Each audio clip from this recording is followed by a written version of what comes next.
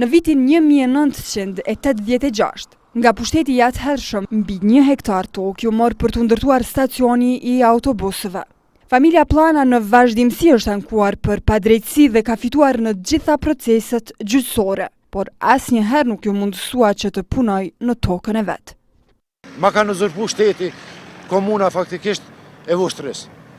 Një ditë kam dalë me punu, këtu me njerë mi kanë pru policin, inspeksionin, krejt dokumentat e gjitha instancave që i kom fitu me, po sigurisht unë po menoj që këtu pak politika ka ndërhy.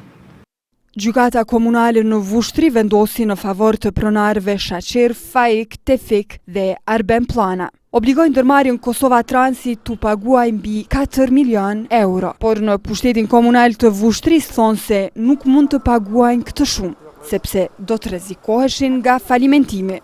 Agjencioni Kosovar i Privatizimit, duke ditur se kontestin në fjalë e ka humbur, për shkak se ka ushtruar në kështë pasapaçme, me 18/06/2012, me qenë se në atë kohë ishtë nxjerrë ligji për plotësimin dhe ndryshimin e ligjit për ndërmarrjet publike, në zyrën e kryetarit e nënshkruan një akt për bartjen e ndërmarrjes Kosova Trans te komuna.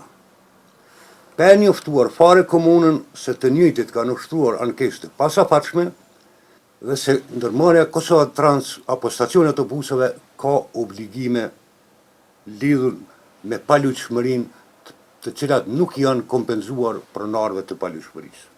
Familja Plana këmbgul për kompenzim nga pushteti komunal i Vushtrisë, pasi që stacioni i autobusëve ju dorëzua komunës me të gjitha asetet dhe obligimet.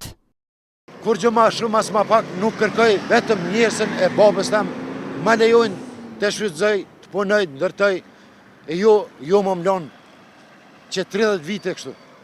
Kryetari Vushtrisë Bajram Ulaku disa herë ju ka drejtuar instancave më të larta shtetërore që ta rishqyrtojnë ligjin dhe të hiqen kompetencat për stacionin e autobusëve, por deri më tani pa sukses. Ligjvendësi me rastin e aprovimit ligjit nuk e ka marrë parasysh fare faktin se stacioni në fjalë nuk posedon fare palujshmëri në emër të vet. Nuk posedon fare mjete themelore të punës. Nuk posedon fare as një mjet financiar që është kusht që të regjistrohet si ndërmarrje si shoqëri aksionare. Dhe për këtë qëllim kryetari i komunës i është drejtuar edhe Kuvendit Kosovës, edhe Qeverisë Kosovës, Ministrisë Zhvillimit Ekonomik, që ta rishqyrtojnë ligjin fjalë dhe stacioni autobusave të hiqet nga lista e ndërmarrjeve publike lokale, sepse i njëjti nuk i plotëson kushtet dhe kriteret ligjore që kërkon ligji.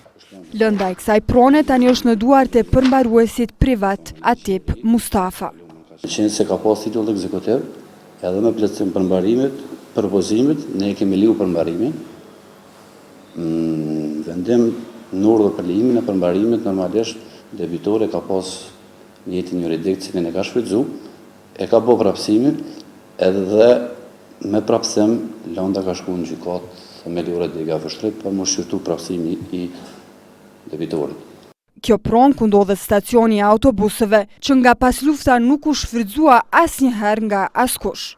Pronarët e tokës u zotuan se do të vazhdojnë të kërkojnë drejtësi edhe në instancat më të larta gjyqësore ndërkombëtare.